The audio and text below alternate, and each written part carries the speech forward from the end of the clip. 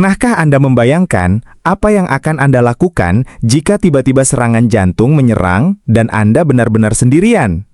Jujur saja, ini adalah pikiran yang menakutkan, dan sayangnya hal ini sering terjadi di sekitar kita. Banyak orang berpikir, pasti ada waktu, atau pasti ada yang bantu. Tapi kenyataannya, menit-menit pertama adalah yang paling krusial. Apa yang Anda lakukan atau tidak Anda lakukan bisa jadi penentu segalanya.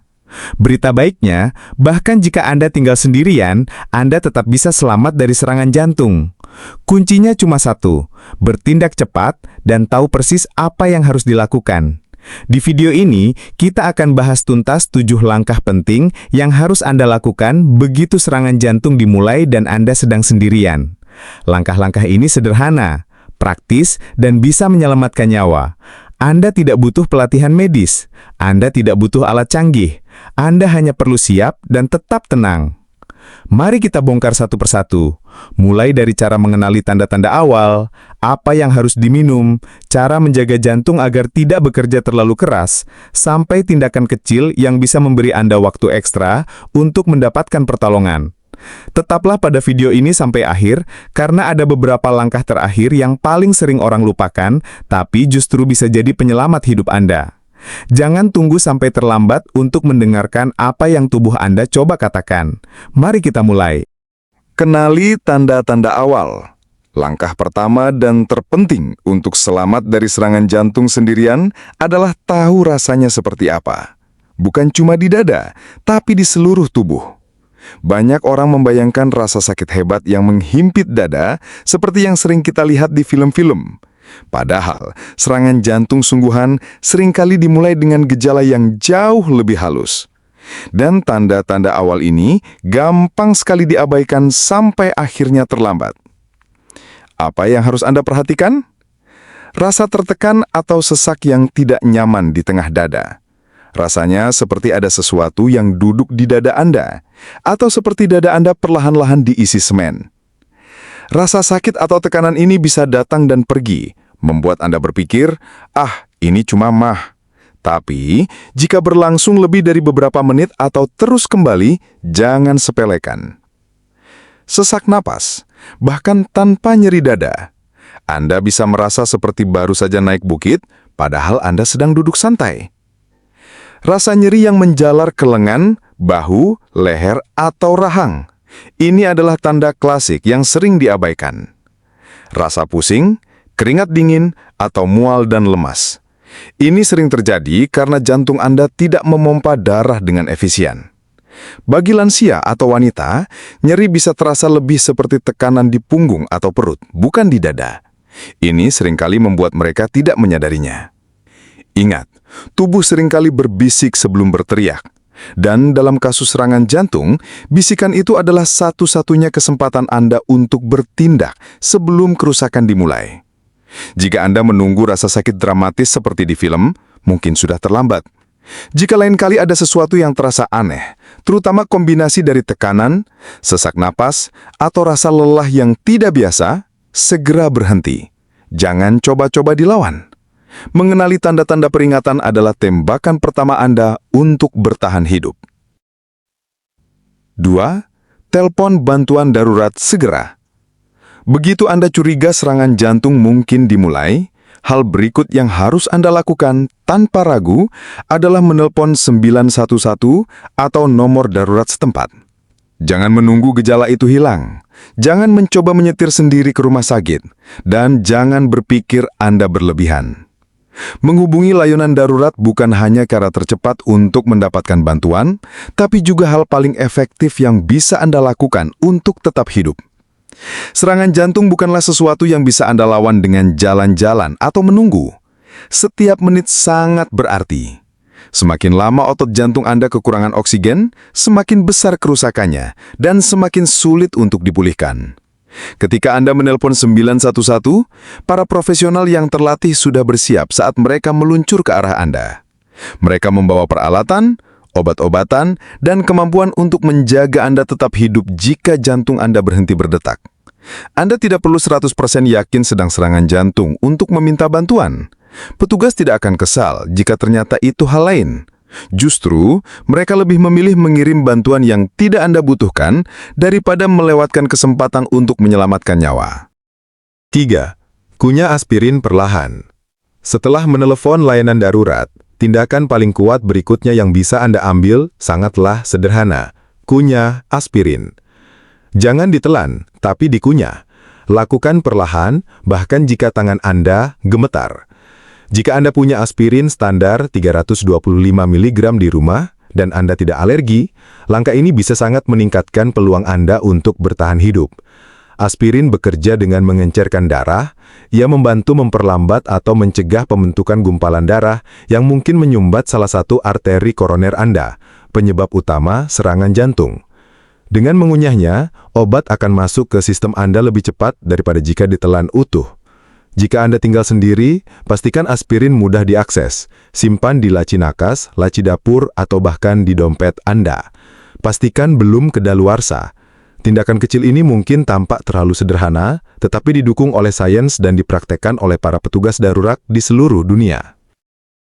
4. Duduk atau berbaring untuk jantung Anda. Setelah menelepon bantuan dan minum aspirin, pekerjaan Anda selanjutnya sederhana tapi sangat penting. Berhenti bergerak. Duduk atau berbaringlah di posisi paling aman dan nyaman yang bisa Anda ambil. Ini bukan saatnya untuk mundar-mandir, membereskan barang, atau membuka pintu, kecuali sangat diperlukan. Setiap usaha fisik tambahan akan menambah beban pada jantung Anda yang sudah berjuang keras mendapatkan oksigen. Idealnya duduklah dengan punggung disokong, kaki menapak di lantai, dan lengan rileks. Posisi ini membantu mengurangi kerja jantung saat Anda menunggu para medis.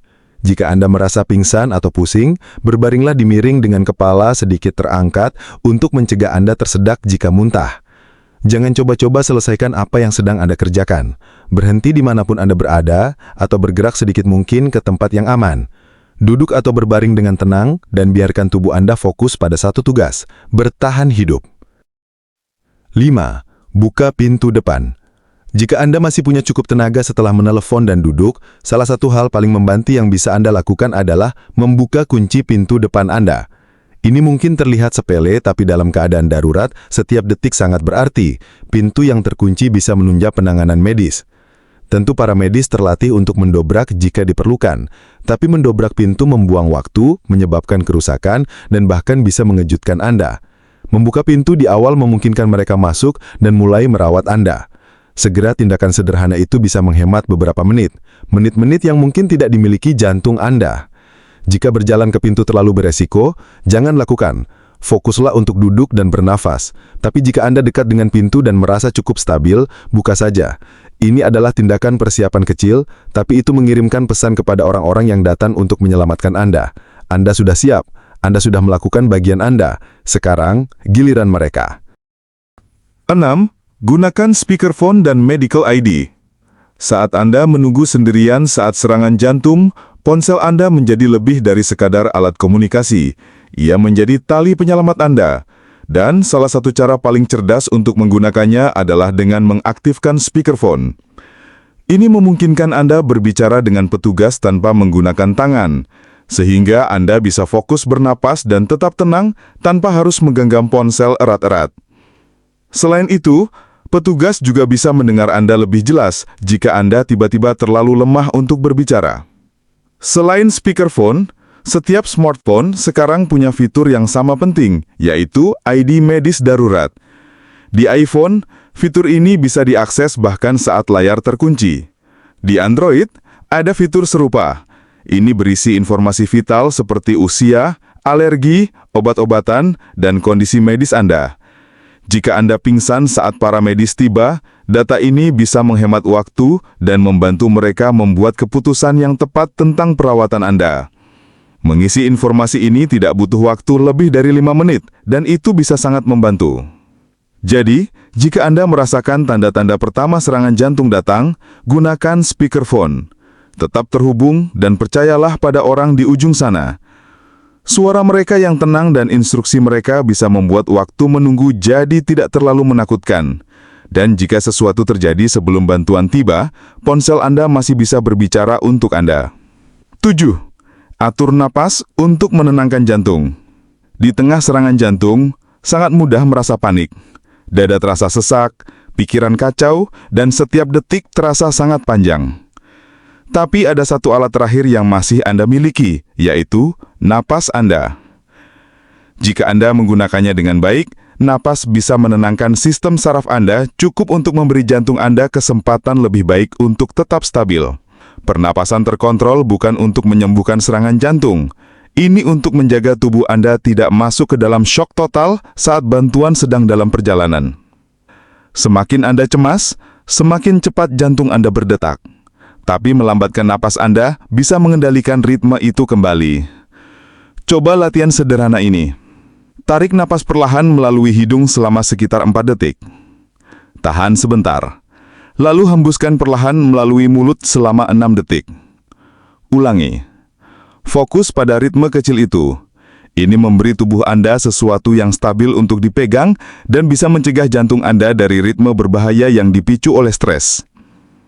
Anda bisa berlatih pernapasan ini kapan saja, saat beristirahat, saat cemas, bahkan saat menonton TV. Semakin akrab rasanya, semakin naluriah tubuh Anda akan kembali ke sana saat keadaan genting. Napas Anda tidak akan memperbaiki arteri, tapi bisa memberi Anda waktu. Itu bisa menjaga oksigen tetap mengalir dan membantu jantung Anda bertahan. Dan terkadang, di detik-detik terakhir sebelum bantuan tiba, itulah satu-satunya keuntungan yang Anda butuhkan. Pada akhirnya, bertahan hidup dari serangan jantung sendirian bukanlah soal keberuntungan. Ini soal persiapan, kewaspadaan, dan tindakan yang tenang. 7 langkah ini mungkin terlihat sederhana jika berdiri sendiri, tapi bersama-sama mereka membentuk rantai yang kuat yang bisa menyelamatkan nyawa Anda. Kenali tanda-tandanya. Panggil bantuan segera. Minum aspirin jika bisa. Duduk atau berbaring untuk menghemat tenaga. Permudah bantuan untuk masuk. Gunakan alat di ponsel Anda dan perlambat napas untuk menjaga jantung Anda tetap stabil.